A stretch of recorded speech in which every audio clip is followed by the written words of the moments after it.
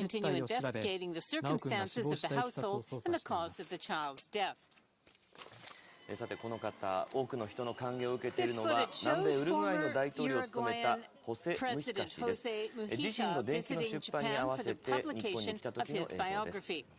世界で一番貧しい大 The book 統領 depicts him as living a humble life on his farm while donating half of his salary to charities. He was dubbed the world's poorest president for his modest lifestyle. During his presidency, he vigorously promoted the transfer to renewable energies.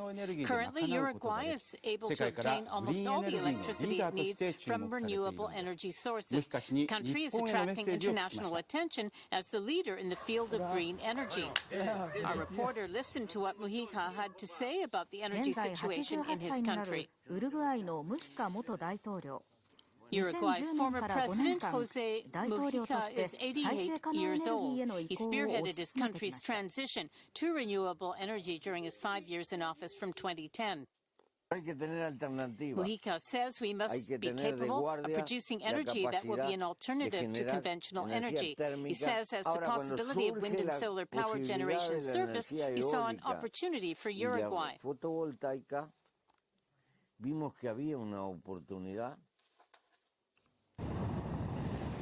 Uruguay is about half the size of Japan. It has a population of about 3.4 million.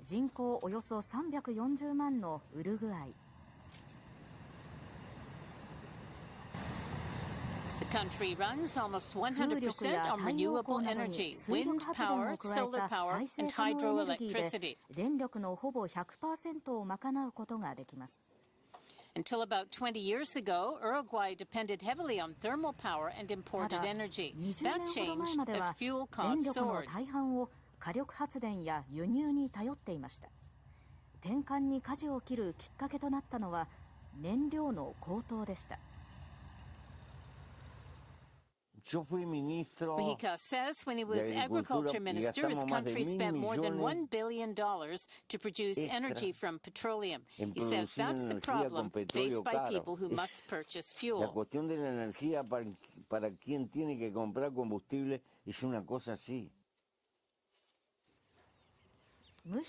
As president, Mujica first offered tax breaks and duty exemption programs for setting up windmills or solar panels. 政府が20年間電力を一定の価格で買い取ることを保証することでした。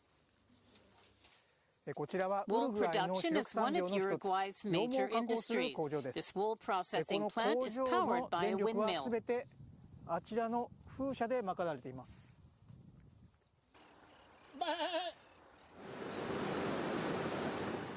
政府の保証をきっかけに風力発電を設置した羊毛加工会社です。 This woman says the wool comes from sheep that are common in northern Uruguay and is mainly exported to Japan.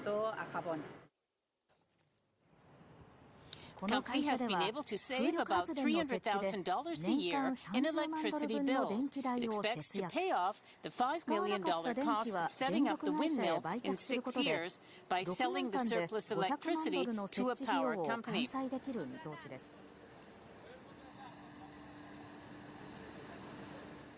The plant chief says they can use power far more efficiently than their competitors overseas. He says they do not feel the impact of surging fossil fuel prices.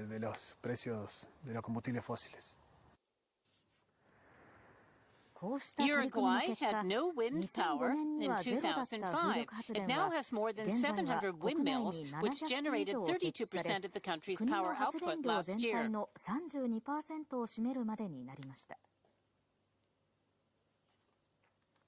Mujica also guaranteed corporate and individual generators of power from renewable energy sources that the government would buy their electricity at a fixed price for 20 years. His government also prepared thermal power plants as a backup to be used in case the output from renewable energy sources becomes unstable.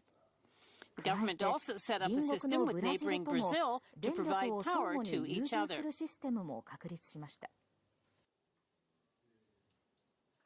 Mujica says there were complaints at the start that the government was investing too much in renewable energies. But he says people also became aware that their country, which lacked sufficient fuel, would be on a weak footing if it continued to buy it. He says they realized the high amount of investment could pay off in the long run and eventually turn into a good buy. The Uruguayan government is accelerating support for research at universities to nurture the renewable energy industry. It wants to help other countries with their transfer to renewable energies.